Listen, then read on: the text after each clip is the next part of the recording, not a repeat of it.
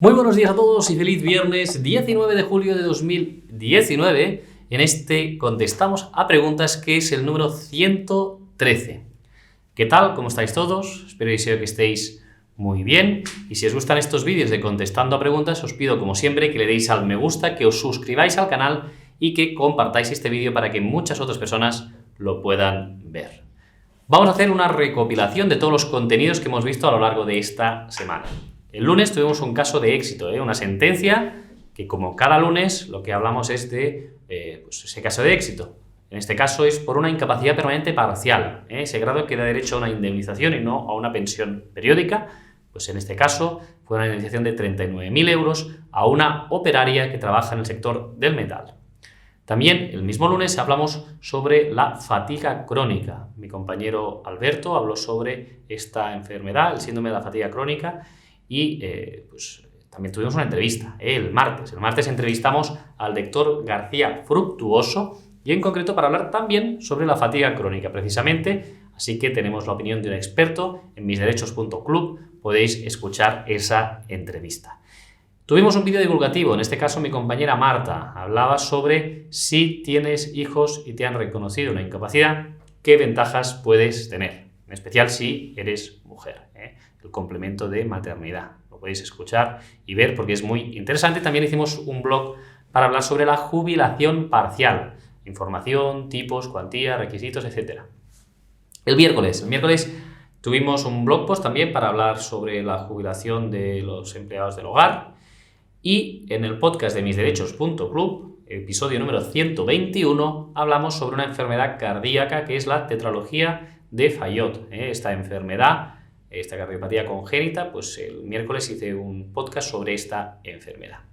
Y también tuvimos un vídeo de actualidad. En este caso valoramos una sentencia del Tribunal Supremo de mayo de este año, en el que se explicó en ese vídeo, en concreto, pues una sentencia del tema de la incapacidad temporal, de los requisitos que se debe cumplir una nueva baja cuando se procede de una baja anterior. El concepto de recaída y demás lo vemos en ese vídeo de actualidad.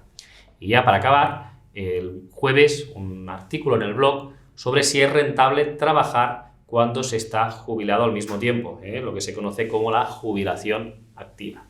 Bien, ya veis que son muchos los contenidos que preparamos semana a semana para vosotros y que deseamos que sean de vuestro interés. Y si os parece, empezamos ya a contestar a las preguntas que nos habéis hecho. Vamos con la primera pregunta que nos la hace en este caso José Llorente y dice: buenas tardes, gracias por vuestro canal. Quisiera consultaros una duda. Tengo concedida una IPT, una incapacidad permanente total, y dice: si llegado el día de la revisión me la quitaran, ¿en qué fecha es la que se toma en cuenta para que la empresa te reserve el puesto de trabajo? En mi caso, la fecha de concesión es del 8 de octubre y la fecha de la resolución es de 14 de enero.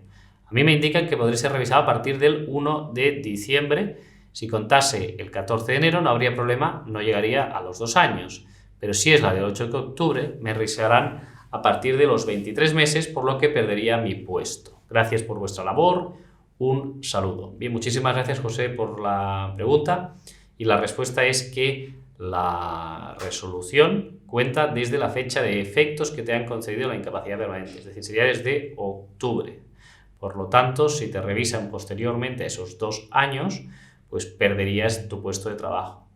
Es más, sucede que a veces el expediente de revisión de oficio se inicia dentro del plazo de los 2 años, pero la resolución está más lejos de los 2 años y por lo tanto, en ese caso, lamentablemente, la jurisprudencia del Tribunal Supremo dice que se tiene que estar a la fecha de resolución de revisión y si no están esos 2 años, pues no se tiene derecho al reserva del puesto de trabajo.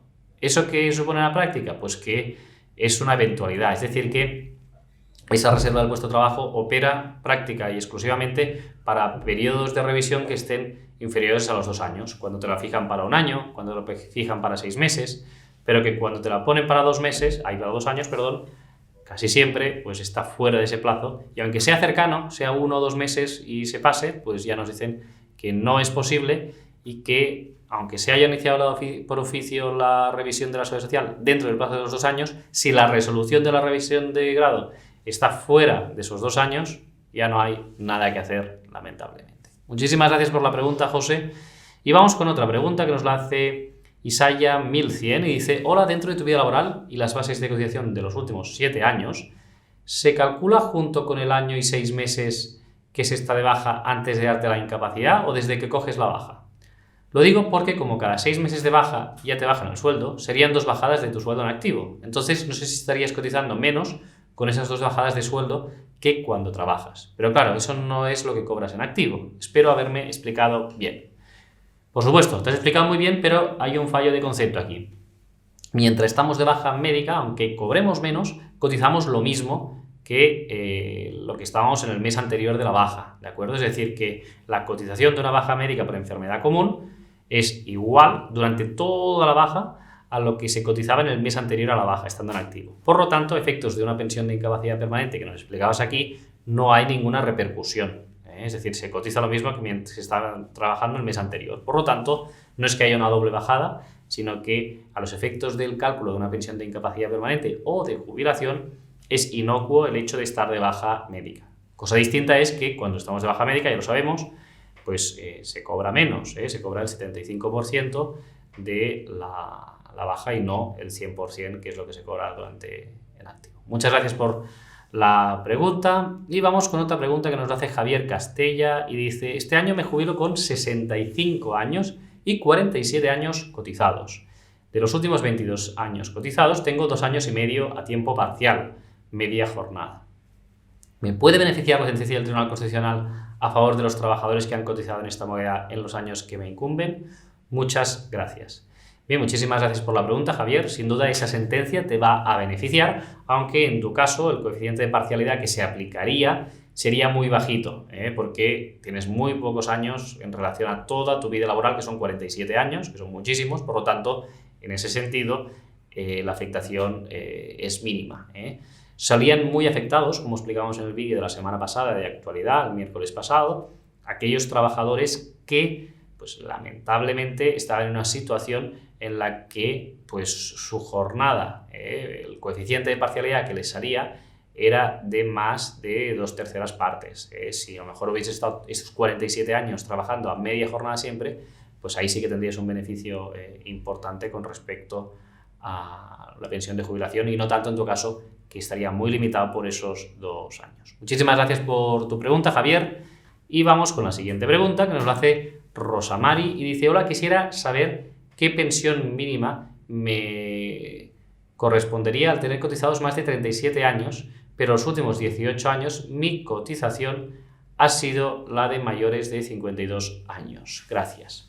Bien, muchísimas gracias a ti, Rosamari, por la pregunta y en ese caso deberíamos tener en cuenta lo siguiente. Para las pensiones mínimas, la Ley de Presupuestos Generales del Estado cada año se va modificando. Ahora mismo te voy a ver cuál es la pensión mínima para jubilación, que ronda aproximadamente pues los 630 euros y en este caso la pensión de jubilación son 643 euros sin cónyuge a cargo, ¿vale? Entonces tendríamos que hacer un cálculo de la base reguladora de la jubilación. Para ello os recomiendo que podráis entrar a nuestro club de jubilación. Ya sabéis, si entráis en club.campaniabogados.com, lo dejamos en los detalles de este vídeo para que lo podáis ver, podéis acceder a pues, saber cuándo te vas a poder jubilar, una serie de herramientas que calculan también la pensión de jubilación que te va a quedar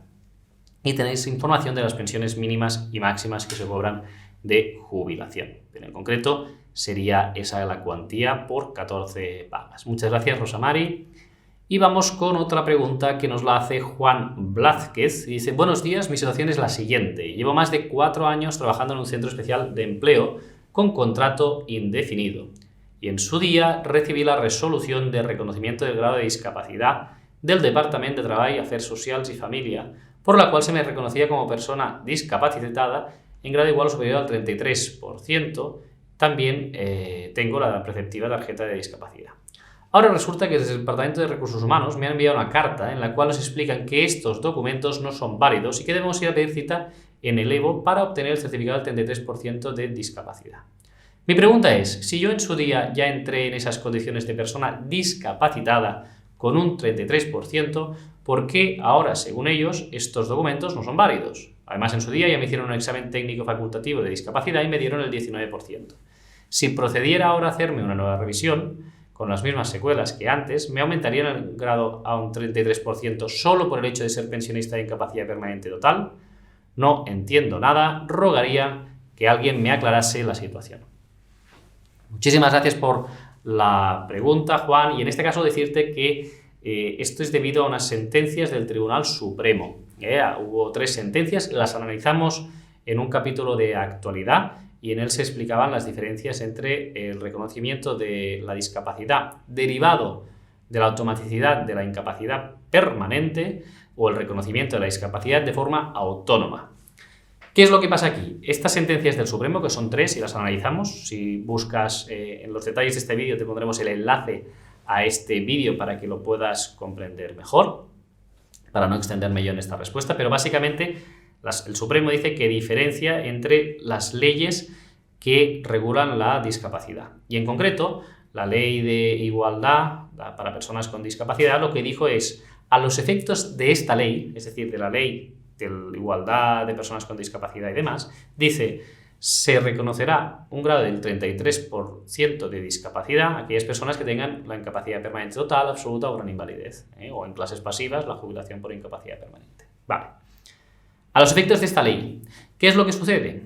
Que todo el tema regulado de centros especiales de empleo no está regulado en esta ley que dice que se equipara a un 33% a una incapacidad permanente. Está regulado en otras leyes. Y por lo tanto, por ese motivo, y en la aplicación de esta sentencia del Supremo, los centros especiales de empleo han impedido esto.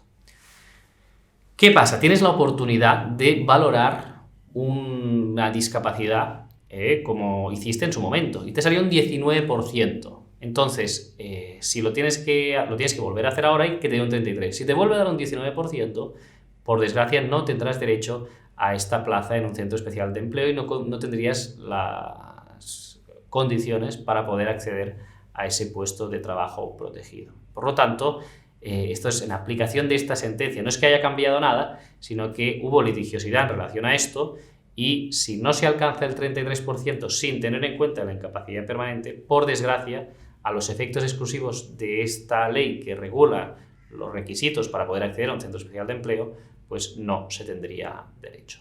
Muchísimas gracias, Juan, por la pregunta.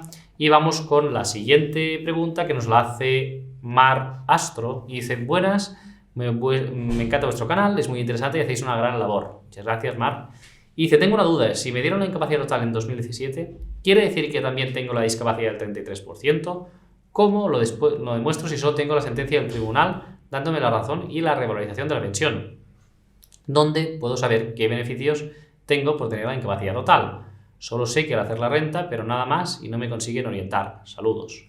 Bien, muchísimas gracias, Mar, por la pregunta. Y en este caso, como en la respuesta a la pregunta anterior de Juan, debo decirte que debe diferenciarse entre los efectos que tiene la incapacidad permanente en relación con el grado de discapacidad cuando opera por ese reconocimiento automático de la ley que os he comentado o cuando se tiene el 33% o más derivada de la aplicación del Real Decreto que hemos hablado muchas veces, 1971 de 1999.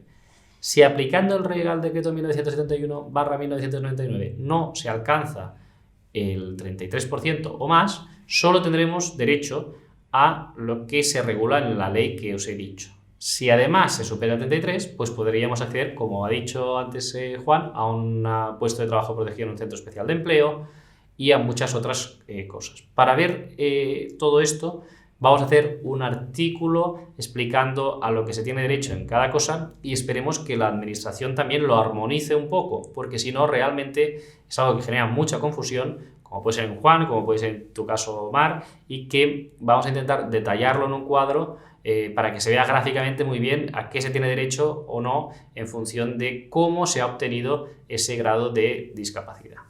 Muchísimas gracias, Mar, por la pregunta y vamos con otra pregunta que nos la hace Suso Lechuga. Dice, cuando llegue a los 65 años, ¿tengo derecho a una pensión no contributiva aunque tenga dinero ahorrado? Y la respuesta, Suso, a la pregunta es que sí que tienes derecho. excepto que el dinero que tienes ahorrado a ti no te genere unos ingresos superiores a unos 5.400 euros al año, ¿vale? Tienes que mirar la cuantía máxima que se puede cobrar para cobrar una pensión no contributiva al año, y si los rendimientos derivados de esas rentas de ahorro que tienes no superan una cantidad X, que cada año va cambiando en los presupuestos generales del Estado, pues en esos casos, entonces ahí sí que podrías pues, cobrar la pensión no contributiva, ¿eh? Es decir, lo que mira es que haya una carencia de ingresos, no que tengas una serie de ahorros, ¿de acuerdo? Es decir, los ahorros, siempre y cuando no generen una renta que supere una cantidad, podrías cobrar esa pensión no contributiva. Muchas gracias, Suso, por la pregunta. Y vamos con la última pregunta del día, que nos la hace Rosario Angulo. Y de buenos días, Jorge, quería preguntarte por un amigo diagnosticado de carcinoma renal avanzado, que es un parado de larga duración, más de 6 años. El mes que viene recibe la última mensualidad del RAI del último periodo. Tiene cotizados 12 años en el régimen general. ¿Cómo podría complementar los 3 años que le faltan para el subsidio de desempleo? ¿Está percibiendo la RAI? ¿Se puede considerar que está en una situación asimilada al alta y entonces puede solicitar la IP? Muchas gracias por la labor que hacéis. Bien, Rosario, sí que se puede considerar que está en situación asimilada al alta para cobrar la RAI, porque ya sabéis que uno de los requisitos es sellar el paro. La cuestión es que saber si está sellando el paro desde el último trabajo que tuvo, si está cobrando el RAI y hoy está en ese momento pues inscrito como donante de empleo desde el último trabajo, sin interrupción, estaría en situación asimilada al alta y podría solicitar la incapacidad permanente. No nos has dicho qué edad tiene este amigo y por lo tanto deberíamos saber la edad que tiene, porque por ejemplo si tiene, por decir de un caso, 52 años, pues se le van a exigir 8 años cotizados, por lo tanto si tiene 12 años cumpliría, pero además se le va a exigir una quinta parte del tiempo cotizado en los últimos 10 años, es decir, se le va a exigir 1 año y medio trabajado en los últimos 10. Nos dices que no ha trabajado en los últimos 6, tendríamos que ver si en esos 4 que restan pues habría o no trabajado 1 año y medio como mínimo. Entonces, en base a ese requisito de carencia específica, sería muy interesante ver la vida laboral para ver si cumple o no los requisitos de carencia específica. Todo esto varía, evidentemente, en función de la edad que tenga, como bien sabéis. Muchísimas gracias, Rosario, por la pregunta. Y hasta aquí el vídeo de hoy contestando a preguntas. Como siempre, vamos a hacer mención a los agradecimientos de la audiencia. Enrique León nos dice gracias por vuestro magnífico trabajo. Laura Larrondo dice muchas gracias, Jorge, por toda la información. Y Gaby dice hacéis una fantástica labor. Muchísimas gracias por las informaciones.